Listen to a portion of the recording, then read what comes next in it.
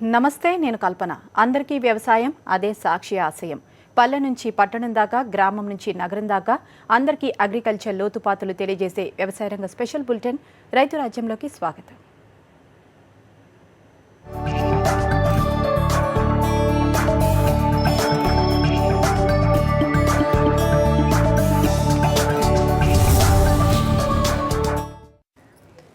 ఎడతెగని అప్పుల ఊబులో కూరుకుపోయి దేశవ్యాప్తంగా లక్షలాది మంది రైతులు నిస్సహాయంగా ఆత్మహత్యల పాలవుతున్నారు.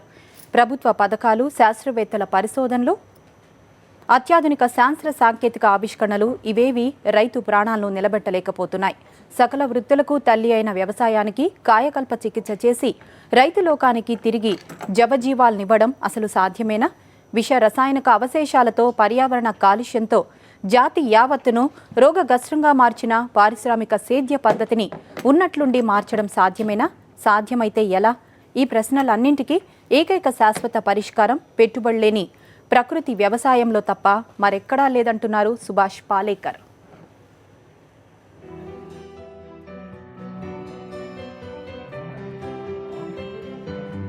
ఒకే ఒక్కడు సాగిస్తున్న పోరాటం ఇది.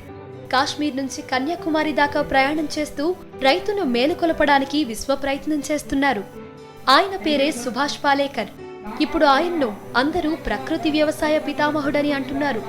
ఆయన బాటలో పయనిస్తున్న రైతులందరూ సంతోషంగా ఉన్నారనడానికి ఎన్నెన్నో ఉదాహరణలు. మహారాష్ట్ర కరువు ప్రాంతం విదర్భలో రైతు కుటుంబంలో పుట్టిన పాలేకర్ వ్యవసాయ శాస్త్రంలో డిగ్రీ పుచ్చుకున్నారు.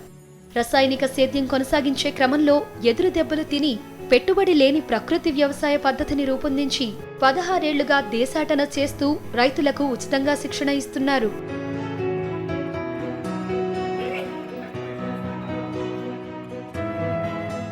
దేశవ్యాప్తంగా వ్యవసాయ రంగం తీవ్ర సంక్షోభంలో ఉంది. ప్రభుత్వం అమలు చేస్తున్న రసాయనిక వ్యవసాయ విధానం వల్ల విత్తనాలు, ఎరువులు, పురుగు మందులు, శిలీంద్రనాశనులు అన్నింటినీ అధిక ధరలకు కొనుగోలు చేసి పంటలు పండిస్తున్న రైతులకు ప్రభుత్వం గిట్టుబాటు ధర ఇవ్వడం లేదు. మార్కెట్ మాయాజాలంలో బలిపశువు అవుతున్న రైతు ఎడాపెడా దోపిడీకి గురవుతూ నిరంతరం అప్పుల పాలవుతున్నారు. దారి తెన్ను లేక ఆత్మహత్యలు చేసుకుంటున్నారు. రసాయనాల వ్యవసాయం మొదలైన తరువాత దాదాపుగా 7 లక్షల మంది రైతులు బలవన్మరణాల పాలయ్యారు. ప్రభుత్వ విధానాలు, వ్యవసాయ శాస్త్రవేత్తలే రైతుల ఆత్మహత్యలకు బాధ్యత వహించాలని పాలేకర్ అంటారు. క్యాన్సర్, మధుమేహం వంటి అనేక దారుణమైన వ్యాధులు విజృంభించడానికి రసాయనిక వ్యవసాయమే మూల కారణమని ఆయన చెబుతున్నారు. किसानों की आत्महत्या आंध्र प्रदेश सरकार के लिए कलंक है. सरकार ने, चाहे आंध्र प्रदेश सरकार हो या केंद्र सरकार, उन्होंने किसानों की आत्महत्या घटाने के लिए, बंद करने के लिए बहुत सारे प्रयास किए, लेकिन वो सारे प्रयास व्यर्थ गए क्योंकि आत्महत्या रुकी नहीं, आत्महत्या बढ़ती गई. इसका मतलब है ये पैकेजेस आत्महत्या रोकने के लिए कोई काम के नहीं रहेंगे. इसका कुछ अलग ही हमें उपाय खोजना पड़ेगा. वो उपाय हमारे जीरो बजट आध्यात्मिक कृषि जन आंदोलन के पास है, ऐसा मुझे लगता है.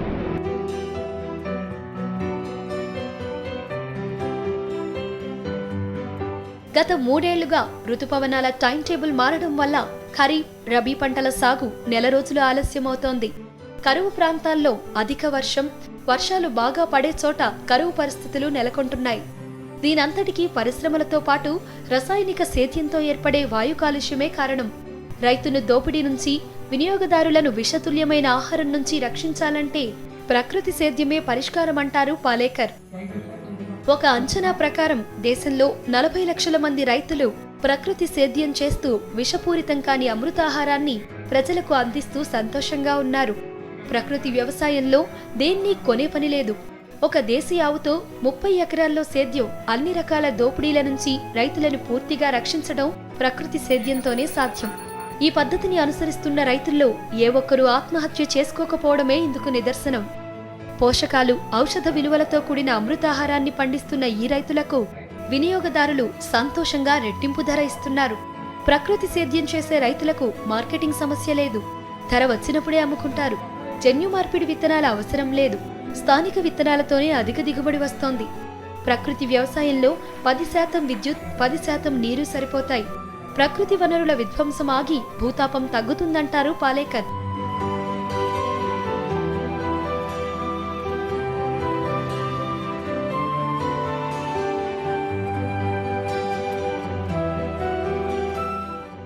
ప్రకృతి వ్యవసాయ సాగు పద్ధతిని అందుబాటులోకి తేవడం వ్యవసాయ యూనివర్సిటీల విధి అని ఆయన చెబుతున్నారు.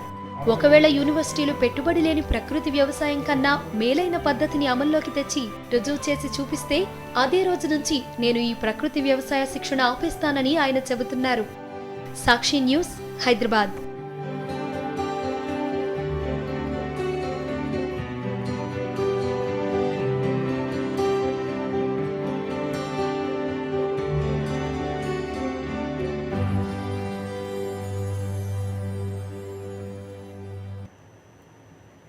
ఆరోగ్యకరమైన సమాజాన్ని రూపొందించుకోవాలంటే చిరుధాన్యాల వినియోగం పెరగాలని తెలంగాణ రాష్ట్ర వ్యవసాయ శాఖ మంత్రి పోచారం శ్రీనివాసరెడ్డి పిలుపునిచ్చారు.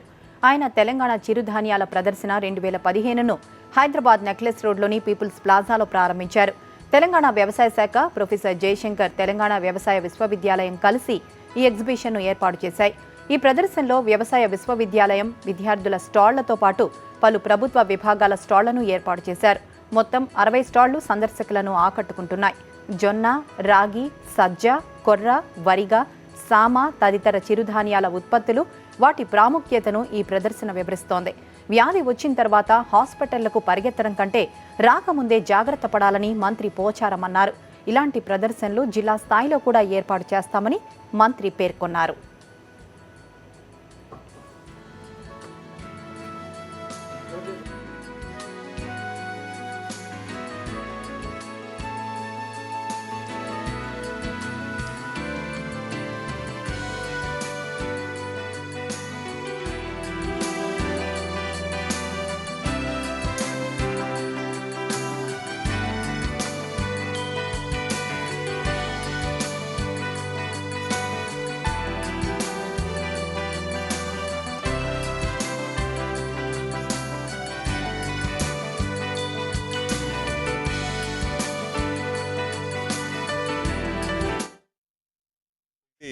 ప్రత్యేకంగా ఈనాడు ఏర్పాటు చేసినటువంటి చిరుధాన్యాల ఎగ్జిబిషన్ ఏదైతే ఉందో చాలా మంచి ఎగ్జిబిషన్ ఇది. ఈ చిరుధాన్యాల వల్ల ఏది తింటే మనిషికి ప్రయోజనకరంగా ఉంటుంది, వ్యాధి వచ్చిన తర్వాత డాక్టర్ దగ్గరికి వెళ్ళడం కాదు, వ్యాధి రాకుండా నివారణ చేసేటువంటి కార్యక్రమం ఈ చిరుధాన్యాల వల్ల సంభవిస్తుంది. తిన్నాక అడ్డగోలుగా ఏదో తిన్నాక నాకు క్యాన్సర్ వచ్చింది, హార్ట్ అటాక్ వచ్చింది, లివర్ చెడిపోయింది, కాళ్ళ నొప్పులు, కీళ్ళ నొప్పులు అని దవాఖానకి వెళ్ళి మనం నివారణ చేసుకోవడానికి ముందు prevention is more better than cure. కాబట్టి నివారణ చర్యలు అనేది ఈ యొక్క చిరుధాన్యాలు ఉన్నాయి. అందుకే ఇక హైదరాబాద్లో జరుగుతున్న చిరుధాన్యాల ప్రదర్శనలో వ్యవసాయాధికారులు, వినియోగదారులు ఏమన్నారో మరోసారి విందాం. చేయటం మొదలుపెట్టాము. We are the pioneers in promoting the jowar products. So ఇప్పుడు మీకు జొన్న రవ్వ కానివ్వండి, ఇడ్లీ, అటుకులు, సేమియా, పాస్తా ఇలాంటివన్నిటిని మేము తయారు చేశాము. మా నుంచి కొంతమంది ఎంటర్ప్రెన్యూర్స్ లాగా వాళ్ళు చేసుకొని వాళ్ళు బిజినెస్ డెవలప్ చేసుకుంటున్నారు అనమాట. 10 రకాల ఉత్పత్తుల్ని మేము తయారు చేసి మార్కెట్లో కూడా ఉన్నాయండి. ఈట్ రైట్ అనేది మా బ్రాండ్ నేమ్ అనమాట. ఈట్ రైట్ బ్రాండ్ నేమ్ కింద వివిధ సూపర్ మార్కెట్స్లో అది కూడా దొరుకుతున్నాయండి. ఇంక ఇప్పటి నుంచి మేము చిరుధాన్యాలన్నింటినీ, రాగులు, సజ్జలు, కొర్రలు వీటన్నిటిని కూడా ఉపయోగించి వాటి వలన కలిగే పోషక విలువల్ని వాటిని పెంపొందించడానికని ప్రయత్నం చేస్తున్నాం. మిల్లెట్స్ నుంచి అంటే దీన్ని యాక్చువల్గా మనం అంతకుముందు సంప్రదాయంగా వాడేవాళ్ళం, కానీ ఈ మధ్యకాలంలో చాలా ఇయర్స్ నుంచి మర్చిపోవడం వల్ల మన రకరకాల జబ్బులు అవన్నీ వచ్చి మళ్ళీ వాటి వైపు చూసే అవసరం కూడా వచ్చింది. సో అందుకని యూనివర్సిటీ నుంచి మేము దాన్ని అన్నీ కూడా ప్రజలకి అందుబాటులో ఉండేలా చేయాలని చెప్పేసి మేము డెవలప్ చేసిన టెక్నాలజీస్ తోటి రకరకాల ప్రోడక్ట్స్, అంటే స్టార్టింగ్ ఫ్రమ్ ఫ్లోరు, రవ్వ నుంచి పాస్తా, వర్మిసెల్ని, తర్వాత noodles, extruded snacks, biscuits, flakes, ఇలా ఎన్నో రకాలు, ఒకటి కాదు మార్కెట్లో మన వీటితో ఏమైతే ఉంటాయో అవన్నీ, రైస్తో ఉండే అన్ని రకాలు కూడా దీంతో చేస్తామన్నమాట మేము. అంటే ఒక జోవారే కాదు, రాగి, సజ్జలు, బాజ్రా, మళ్ళీ ఫాక్స్ టైల్ అంటారు, కొర్ర, ఇవన్నీ కూడా వాటితో కూడా ఇవన్నీ చేస్తామన్నమాట. ఇప్పటికే ప్రజల్లో చాలామందికి దీని గురించి మంచి అవగాహన వచ్చింది. ఎందుకు చెప్తున్నానంటే ఎక్కడెక్కడి నుంచో వచ్చి మా దగ్గరికి యూనివర్సిటీకి వచ్చి కొనుక్కుని వెళ్తూ ఉంటారు. అంటే వాళ్ళు హెల్త్ బెనిఫిట్ బాగా ఎక్స్పీరియన్స్ అయ్యారు, దాని ద్వారా దూరంగా ఉన్న వాళ్ళు కూడా వచ్చి మా దగ్గర కొనుక్కుని వెళ్తారు. సో మేము కూడా అందరికీ పబ్లిక్లో అవైలబుల్గా ఉండేలాగా మా దగ్గర కూడా కొంతమంది రీమార్కెటింగ్ కోసమని ఒక 6 మంది మన తెలంగాణ స్టేట్లో మార్కెట్ చేసుకున్నారు డిఫరెంట్ ప్లేసెస్లో. అలాగే ఏపీలో ఒక 2-3 ఉన్నారు. ప్రోడక్ట్స్ అన్నీ చాలా బాగున్నాయి. ముందు ఉట్టి జొన్న రొట్టెలు అవి ఉంటాయి అనుకున్నాము, కాకపోతే ఇక్కడ వచ్చిన తర్వాత తెలిసింది వేరే వేరే చాలా ప్రోడక్ట్స్ ఉంటాయి. రవ కానీ ఇడ్లీ రవ, దోశ రవ అవి కూడా అన్నీ పెట్టొచ్చు దీంతో అని. ఇంకా కుకీస్ ఉన్నది తెలీదు, కేక్ కుకీస్ అవి కూడా చేస్తారు అని చెప్పేసి. సో చాలా బాగుంది. ఫస్ట్ టైం వచ్చాము ఎగ్జిబిషన్కి, చాలా బాగుంది. కానీ ఇక్కడ వచ్చి తెలిసింది జొన్న రొట్టెలు కాకుండా ఇంకెన్నో చేసుకోవచ్చు దాంతో అని చెప్పేసి. సో అదే అన్నీ తీసుకెళ్తున్నాను ఇంటికి, చూడాలి చేసుకుని. కుకీస్ అవన్నీ మనము మామూలుగా ఆలోచించి మైదాతోనే చేస్తారు, కాకపోతే జొన్నలతో కూడా చేయొచ్చు. ఇన్ని వెరైటీస్ ఉంటాయి దాంట్లో కూడా అని కూడా తెలుసుకున్నాము. ఈ చిరుధాన్యాల ఎగ్జిబిషన్ అనేది చాలా గొప్ప ఎగ్జిబిషన్ ఇది. ఎందుకంటే మన భారతదేశంలో ముఖ్యంగా మన ఏపీ వాళ్ళు తెల్ల బియ్యం వాడటం వల్ల రకరకాల వ్యాధులు వ్యాధులు వస్తున్నాయి. వాటిని నివారించాలంటే తెల్ల బియ్యాన్ని అవాయిడ్ చేయాలంటే ఈ చిరుధాన్యాల యొక్క ఎగ్జిబిషన్స్ జిల్లాకుగా ఒక తాలూకా లెవెల్గా దీన్ని గవర్నమెంట్ బాగా ప్రోత్సహించాలి. దీనివల్ల ప్రజలు చాలా ఆరోగ్యవంతులు అవుతారు. ఈ తెల్ల బియ్యాన్ని అవాయిడ్ చేయడం వల్ల చాలా ముఖ్యమైన ప్రభుత్వం భావించాలి. దీనిని అవాయిడ్ చేయడం గురించి ప్రభుత్వం కూడా దీని గురించి ప్రచారం కానీ చాలా చేయవలసి ఉన్నది.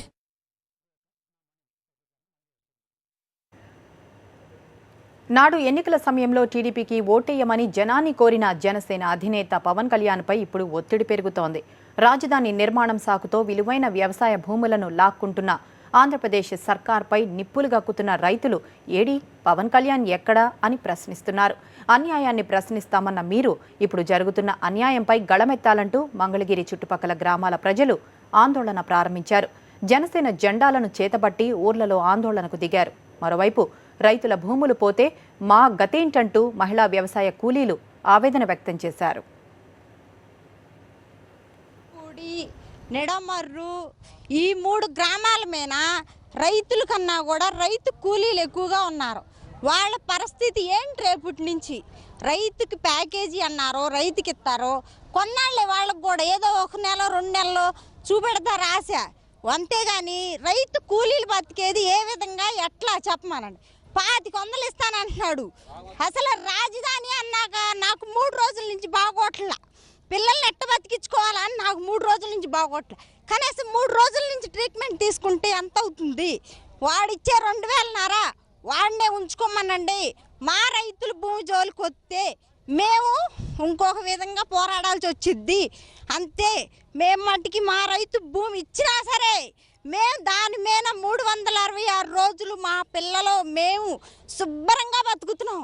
కనీసం కొనుక్కునే మంచినీళ్ళు కూడా 10 రూపాయలు పెట్టి వాటర్ డబ్బా వేయించుకుంటున్నాం. రేపటి నుంచి ఈ భూమి తీసుకుంటే వాడిచ్చే 2500 ఎవడికి దేనికి ఒక్కదానికి వస్తాయా? రావు. మేము మా రైతులు ఒప్పుకున్నా సరే మేము మా రైతు ఎంత బాధపడుతున్నాడో మాకు తెలుసు. ఈ 20 మంది ఇంట్లో పిల్లల కన్నా కూడా భార్య కన్నా కూడా ఈ 20 మందిని ఏం చేయాలని మా రైతు విమర్శించి అడుగుతున్నాడు. కాబట్టి ఎవరైనా సరే గుర్తుపెట్టుకోమనండి ఆ చంద్రబాబు నాయుడిని. దొంగ మాటలు, డోక్రాలు వద్దు, మాకు రుణమాఫీలు వద్దు. రోజుకొచ్చి మేము 400-500 రూపాయలు పూలు కోతున్నాం. మాకొద్దు. తన ఉండి ఒక్క కొడుకే అన్ని 1000 ఎకరాలు తీసుకుంటే మాకుండి 2 పిల్లలకి మేము ఎక్కడ తెచ్చుకొని మేము బతకాలా? మరి మేము 40 మంది జనము ఈ పొలాలు తీసుకుంటే మేమేమవ్వాలి? మేము పనులకి ఇంకెక్కడికి వెళ్ళాలి? మేము పొద్దాకలేస్తే ఈ పొలం రావాలి పూలు కోయడానికి. మరి ఈ పొలాలు తీసుకొని రైతులకు ఎంతకంత ఇస్తానంటున్నాడు. మరి కూలోళ్ళ పరిస్థితి ఏంటి? మేము డోకరాలు కట్టుకోవాలి. కూలి మీద మేము డోకరాలు కట్టుకోవాలి. డోకరాలు రుణమాఫీలు అన్నారు, కట్టలేదు, ఇంకా తీయలేదు. అవి అట్టాగే ఉన్నాయి. మరి మేము ఎట్లా కట్టుకోవాలి? మేమేం పని చేయాలి? అది చెప్పమానండి. మేము ఆ పొలాలు మాత్రం ఇవ్వటానికి ఒప్పుకోవట్లేదు. నాటపూడి గ్రామంలో ఉన్న 500 ఎకరాల్లో లోగడ గతంలో 300 ఎకరాలు సుమారు అమరావతి టౌన్షిప్ డెవలప్మెంట్ కింద ఆ రోజు 3000 ఎకరం తీసుకున్నారు. 300 ఎకరం 30 సంవత్సరాల క్రితం. మళ్ళీ మన బైపాస్ రోడ్ అని చెప్పని 2వ తీసుకున్నారు. ఇంకా ఈ గ్రామానికి మిగిలింది 200 ఎకరాలే. ఈ 200 ఎకరాలు కూడా ఈ రోజున చంద్రబాబు నాయుడు లాక్కుంటే మా రైతులు అందరం కూడా మేము బలైపోతాం. ఇవ్వము అని చెప్పానంటే బలవంతంగా లాక్కొని మీకు ప్యాకేజీలు ఇస్తాము అని చెప్పని అన్నాడు. మా భూములు ఆయన ఎవరు లాక్కోవడానికి, మా ప్యాకేజీలు ఇవ్వడానికి ఆయన ఎవరు? ఎటువంటి పరిస్థితుల్లో కూడా మేము ఒప్పుకోము. భూములు ఇవ్వడానికి మాత్రం మా ప్రాణాలైనా సరే పణంగా పెడతామే తప్ప మేము భూములు మాత్రం ఇచ్చే ప్రసక్తే లేదు. ఈ విషయాన్ని మా నాయకుడు పవన్ కళ్యాణ్ దృష్టికి తీసుకెళ్ళడానికి కోసమే మేము ఈరోజు ధర్నా నిరాహార దీక్షల కార్యక్రమం మొదలుపెట్టాం. ప్రధానంగా ఈ జనసేన పార్టీ పేరు మీద ఇట్లా చేయడానికి కారణం ఏంటి? ఆ రోజు మేము పవన్ కళ్యాణ్ గారి మాటిని మేము తెలుగుదేశం ప్రభుత్వానికి మేమంతా సపోర్ట్ చేసాం, గెలిపించాం. కాబట్టి ఇవాళ మాకు జరిగినటువంటి అన్యాయాన్ని మాకు దేవుళ్ళ చూసేటువంటి మా పవన్ కళ్యాణ్కే మేము ఈ విజ్ఞప్తి చేస్తా తెలియపరచడం కోసం మేము చేస్తున్నాం. 360 రోజులు మల్లె తోట, జాయి తోట, కాకడ తోట ఉండి 300 నిత్యము మాకు ఆదా ఉంటుంది. మా వల్ల కూలీలు బతుకుతారు, అందరూ బతుకుతారు. కాబట్టి మేము ఈ భూములు ఇవ్వదలుచుకోలేదు. మాకు ఎంత ఇచ్చినా ఆయన మాకు నచ్చదు. మేము ఈ భూములను ఇడిచిపెట్టి మేము బతకలేము. అది ఎకరన్నర అన్నదమ్ములు నలుగురుమే జీవిస్తున్నాం. ప్యాకేజీలు మాకొద్దు, భూమి మాకు కావాలి. భూమి మాకు ఇస్తే మా ఆర్థిక లావాదేవీలు కూడా మేము దాన్ని సవరణ చేసుకోగలుగుతాం. ప్యాకేజీలు ఇస్తే మేము ఎంతో ఆమడ దూరం దారిద్ర్య రేఖను దిగువ వెళ్ళిపోతున్నాం. కనుక మీరు మా యందు దయించి మా భూమి మాకు కావాలి, మేము పండించుకొని తినగలిగే సమర్థం అయిపోతాం. కాబట్టి మమ్మల్ని వదిలేసేయండి, మా భూమి మాకు కావాల్సిందంతే. రైతు రాజ్యం కార్యక్రమంపై మీ అభిప్రాయాలు, సూచనలు పంపండి. మా అడ్రస్ రైతు రాజ్యం, Sakshi TV, Sakshi towers, 6-3-249/1, road number 1, Banjara hills, Hyderabad 500034. మా ఈమెయిల్ రైతురాజ్యం@sakshiTV.com.